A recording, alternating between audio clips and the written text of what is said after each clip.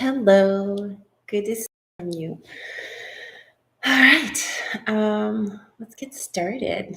Um, so I thought I would create these YouTube lives each month as a way to kind of bring community together and share in some learning of deeper understanding of yoga and Ayurveda and self, our physical body, our energetic body. Um, yeah, one of my friends who's also a yoga student had recommended that this would be a nice thing to kind of bring us all together. So let's see.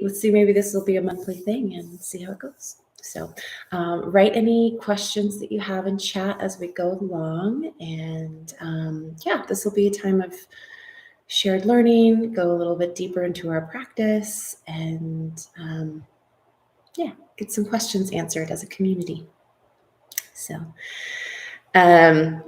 this month, I've been trying to think of different themes that would be helpful for all the seasons, and just kind of as we're going through all the seasons, like what's coming up for us. And one of my yogi friends here in Sedona, he had mentioned, he's like, you should talk about Saucha.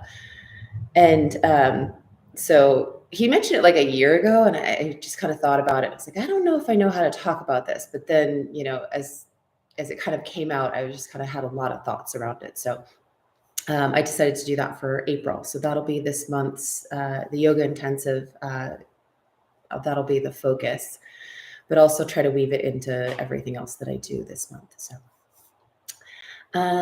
So I thought we'd start with a little bit of breath work and then go to meditation and then do a little chat.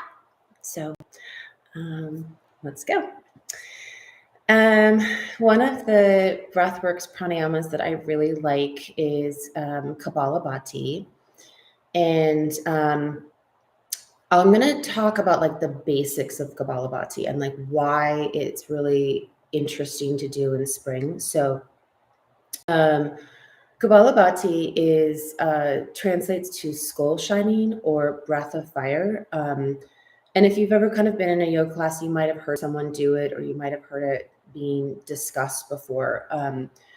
I think for myself, I noticed that a lot of people kind of overdo it. And it's a very powerful pranayama, but it can be easily taken to the point where it's too much. It's kind of burning up the tissue, quote unquote, because it's a firing practice. But I really like to talk about and teach Kapalabhati so that it can be done in a healthy way, because what it does is it stokes the fire of the stomach. And so you're actually pumping your stomach as you're going. And one of the cool things about it is that it kind of like burns up the impurities. So when we think about spring, we're trying to let go of the season before. So winter, it's the time of hibernation, of restoration. It's a lot of time for reflection, contemplation. And then as we get into spring, it's the time of letting go of both old tissue, old thoughts. And I would even say old tissue in that it's not bad to gain a little weight in winter. It's actually helpful for us. We want a little bit more padding potentially, depending on where our body type is. But spring is the time where you kind of look at your body and just say, okay, what's excess? What do I not need anymore? And then that's kind of prepping you for the next season, which is really lovely. And so, that the Kapalabhati is really helpful for that. It's kind of stoking the fire. So I thought we'd do a little breath work and then talk about Kapalabhati and then move that right into the meditation. So if you're in a space right now, as you're listening, to kind of sit in somewhere that's quiet, somewhere where you can feel that you're even on both sit bones, so you feel the right and left sit bone evenly, and you feel like you can lift up through the spine, so you have a lot of energy all the way up through the spine. That would be great. Also, if you're in a car and you just want to listen and kind of understand the general concepts of Kapalabhati and then try it. You can maybe try a little small version of it in wherever you are. And then when you have time, go back and just really let yourself be in that space of understanding this pranayama. So Kapalabhati it's the pumping of the stomach. So it's almost, I like to liken it to, it's almost like it's that anticipatory, like almost someone's about to punch you in the stomach, but you're like, oh, so your stomach contracts. And it happens on the exhale. So you do it with your mouth closed, and then the exhale goes through the nose. And it's kind of that anticipatory pushing of the stomach back as a protective mechanism, as if someone's about to kind of get you in the stomach. And then it's a forcible release through the nose. So, and it doesn't have to be fast. You don't have to do it fast. We're going to do a really gentle version, which is 7 cycles, or 7 of them. And we're going to do 3 cycles of it. So we won't do a ton. We'll just do enough to kind of like stoke the fire, get the understanding of it. This is definitely one of the pranayama that for some people that kind of go down this path, it can rustle up a lot of stuff. So emotions can come up. Some people have a lot of psychological stuff that will come up. So going slow to start and being really thoughtful about how you're feeling, even after these small little doses of it, is really helpful. So just watch your body, just kind of knows how everything feels. So, okay. So we're going to do 3 cycles of 7, and then we're going to pause, kind of see how that goes. And then we'll move into the next phase, which we'll do a little meditation after that. So, okay, let's bring your palms down on your thighs, sit up nice and tall through the spine. And then if it feels comfortable to close your eyes, great. If not, just have a gaze on something out in front of you that's not moving. Especially for Kapalabhati, sometimes having your eyes open can be helpful. So just kind of think about that. And then just try 7 here. So 7 Kapalabhati. So just feel the stomach push back to the stomach and the forcible exhale through the nose. The inhale will be automatic.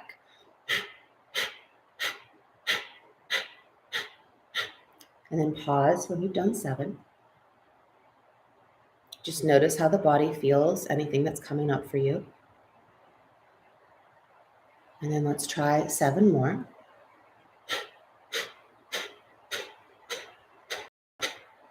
And then pause. Let's try last one here, 7 more.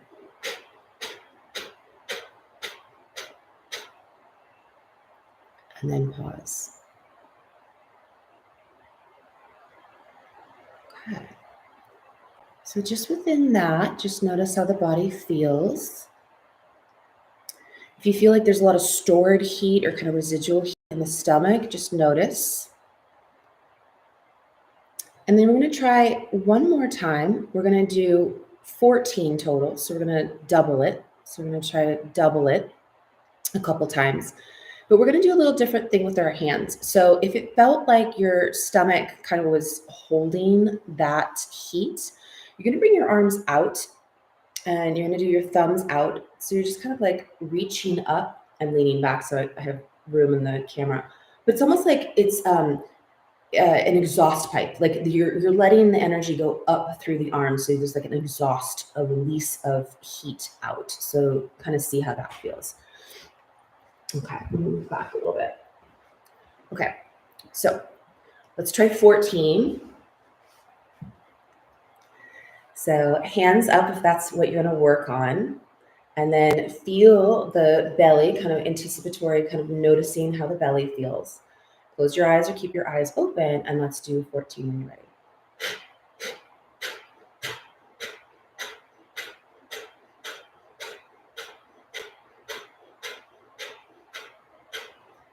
Pause.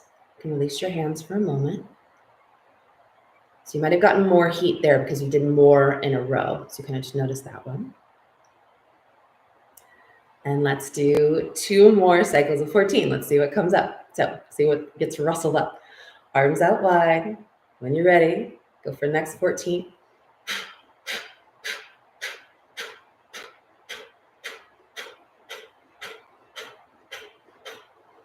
And release, relax.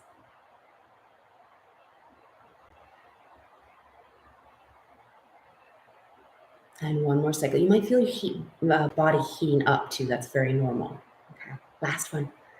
Hands out wide. Feel that nice extension through the arms, but no tension in the shoulders. When you're ready, 14 more.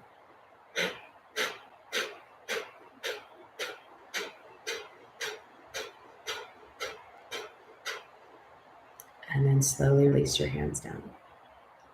Okay, let's move this right into a meditation space. So close your eyes, sit up nice and tall through the spine. Notice all of that heat that you've generated, and then start to notice the energy moving up through the spine. So through the chest, through the throat, through the pineal gland, the crown of the head, so up, up, up. And we're gonna sit for about 5 minutes, so not too long. Let yourself be here in a space where you're noticing the navel, the heat that you generated in the core, and notice it lifting up, kind of purifying up through the spine, up through the body. The awareness of breath will bring you out of the mind into the body. And if thoughts come up, absolutely no problem. Just cut the loops of thought by bringing yourself back to the awareness of the body.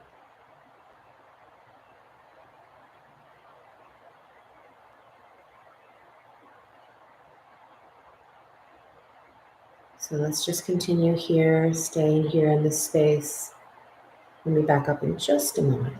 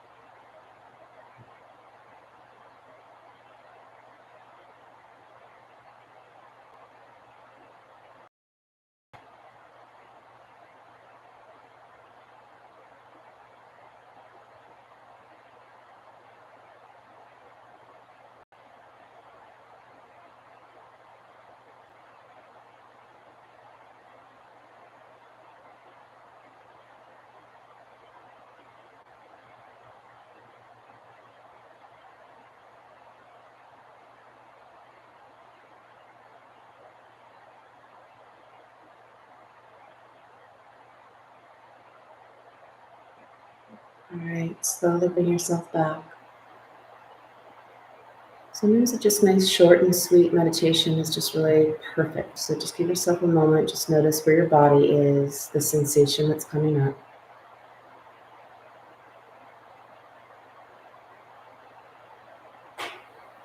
I think for me, I've got a lot of thoughts in my mind right now. So just even having this small moment of pause in the morning is really helpful. I'm going to see if that's helpful for you.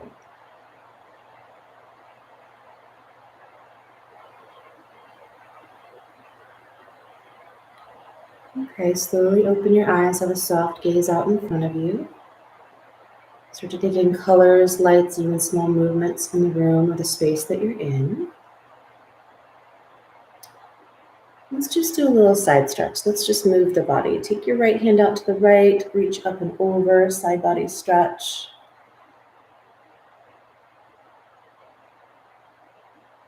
Lift through center and switch sides, reach up and over, side body stretch.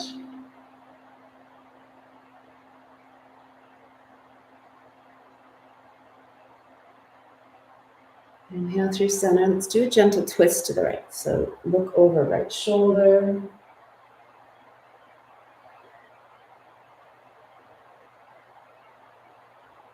And walk through center, look over left shoulder.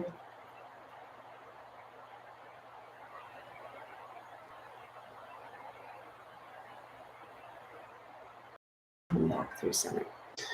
Put your hands back behind you, roll your shoulders up and back, chest, lift your chin, open your throat.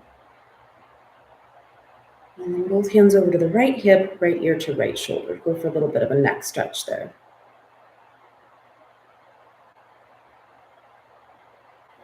This time bring your head forward, chin to chest, arms back behind you, and then both hands over to the left hip.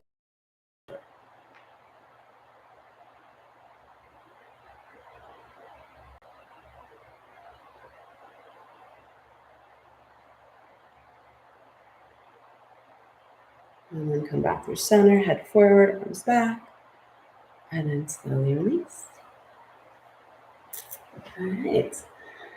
Small little movements are so great. All right, so let's talk about Saucha. So Saucha is the first niyama, which is, so in the 8 Limbs of Yoga by Patanjali, which is an outline of how to kind of live a life, a yogic life. And what that means, I think, for the modern individual is leading a life where we're really tapping into our purpose. We're really tapping into wanting to elevate our physical, mental, and emotional bodies. So we're not getting trapped in kind of this everyday, treadmill of life, but we're actually kind of breaking through that. And we have deeper understanding and awareness that we are not our thoughts. This physical body that we have that is so precious is just a byproduct of all of the things that we have encountered up to now, current moment.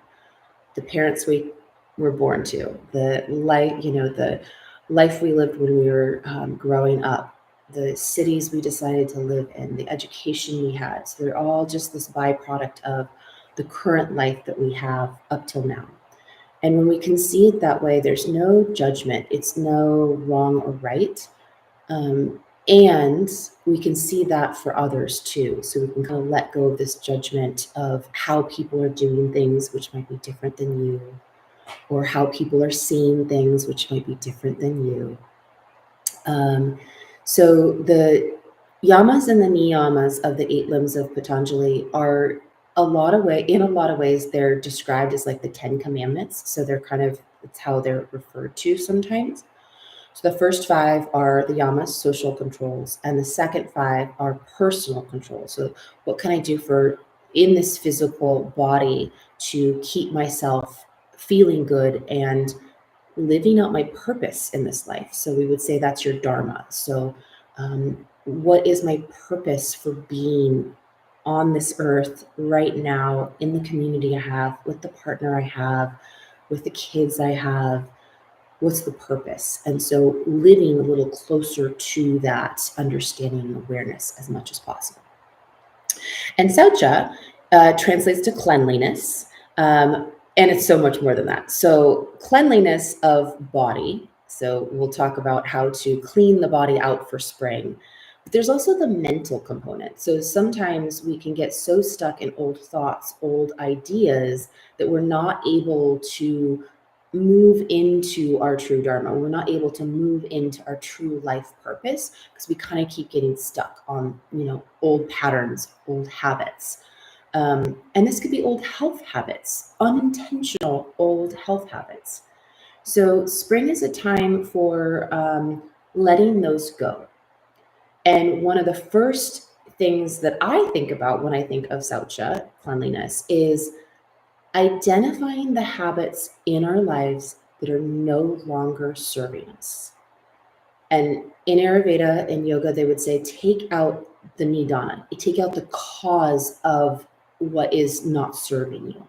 So some of this might be looking at, maybe there's a little bit more alcohol that you're drinking that you don't want to, keep drinking in spring or keep going with. Maybe there's some morning habits of looking at the news or social media that kind of get you really riled up or, irritated, fiery, judgments of people. So we're just watching all of these things that we have in our life, or all these practices that we have in our life.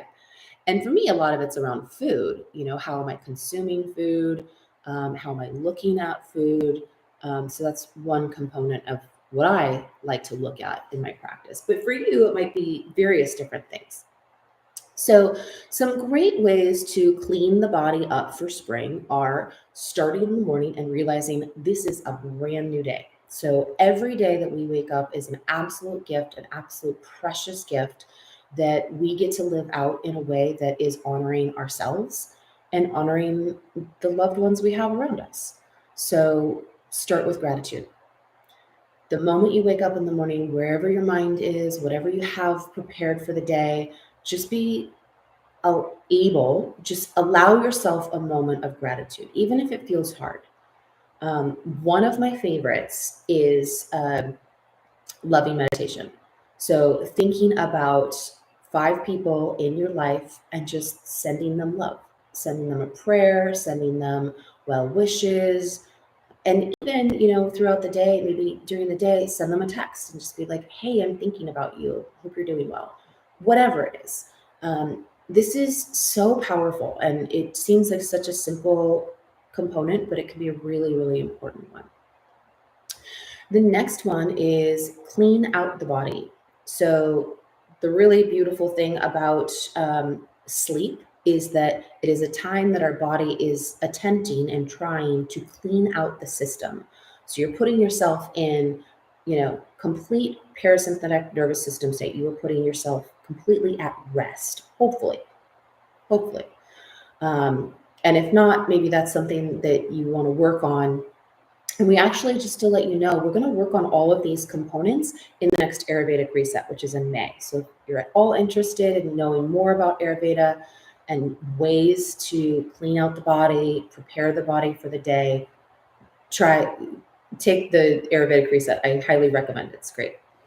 But what happens is your body naturally puts all of the toxins, all of the things that's not helpful for you anymore in the GI tract. In Ayurveda, the GI tract is actually looked at as being outside the body, which is fascinating. So from the mouth all the way to the anus, it is a tube starting from, the esophagus, the throat, down to the stomach, down to the small intestine, large intestine, and then out. So that all that system is considered outside the body, which is fascinating. And that system needs to be cleaned out in the morning. So how do we clean it out? First thing you do, don't drink water in the morning. You actually put toxins in your mouth. And toxins are released in your mouth. So the first thing, rinse out your mouth. So just do a little gargle and spit, and then tongue scrape. I forgot to bring my tongue scraper in here, but you can get them at any store now. I think they're pretty popular, but it's just a round shaped curve and different metals. Copper is one of the best ones. It has a cleansing property. The actual property of copper is cleansing. And you just take about 10 scrapes. So you start at the back of your throat, but don't hit, there's little nodes at the back of your tongue, which are your dag reflex. So don't hit those. And then you just do very lightly, you just take off the top layer and you just take out the top layer of your tongue. Not top layer of your tongue, but the top layer that's on your tongue. So that is a great way to just, and what happens with that is that it stimulates a bowel movement. So the next thing, so important, take out the trash. It's imperative you think about pooping and prioritizing that, having a bowel movement every day. There's tons of great ways to do that that don't have to be stimulants. So those can be really easy to do. One way after the tongue scraping is just to drink a little bit of warm water with lemon. It stimulates the GI tract. It creates vitamin C is really helpful for you. Don't have it hot water so vitamin C is heat sensitive, so you don't want hot water. But what I usually do is make it a little bit of room temperature water, and then I put a little hot water in it. So I'm just kind of making it lukewarm, just warm water, and then I'll drink that. So that could be a really good way of just starting the day, starting the body in a way that it's releasing old and ready for new. Okay. And then just moving on into just thinking about how do we let go of old thoughts, old emotions. This is in a lot of ways easier said than done. The practice itself of yoga and meditation is a great tool. So pranayama, the breath work, is in so many ways, it's a cleansing practice. We already just noticed it. You're pumping the stomach. There's so much going on. And even beyond that, it's cutting the loops of thought. So if you're finding yourself during the day getting really, stressed or anxious, just allowing yourself these moments where you're just pausing the physical body, to pause the mental body, and then really get into the emotions that are coming up. Like what are the emotions that are coming up? I think in some ways we kind of push down our emotions so we don't have to deal with them. And then they just bubble up and rise up or create more anxiety or stress or anger. And so when we have these moments of pause to know what emotions we're having, appreciate them, and then even by acknowledging an emotion, you can release it. You can let it go. And it might come up again, no problem. That's part of the practice, part of the process. But that awareness just right there is so helpful. And then as we know, the physical body, so like twists are really good. So if you have a moment during the day, just do a gentle twist. It doesn't have to be super aggressive, but just wring out the digestive organs. And also moving up through the thoracic spine is really good for getting blood circulating through the chest center, the heart center. So this is really important place where we kind of protect ourselves. Sometimes we're protecting ourselves up here, but getting it open, getting it moving is really helpful. So those are some elements, and we're going to go through all of this and more on the April intensive. So I'll give you more ways to kind of think about Saucha. But let me know if you have any questions. Feel free in chat to put any questions that might have come up. I'm happy to answer those. And otherwise, I want to keep thoughtful about time. So I'm going to end right at 7:30 unless there's a question. So I'm thinking of doing this once a month. So please give me feedback if there's other things that you want to do, other talks that you want. Please let me know. I'm open. I want to hear from you as a community, as yogis, what's helpful. So, yeah. All right. No questions. So have a beautiful day, and I hope to see you soon. Namaste.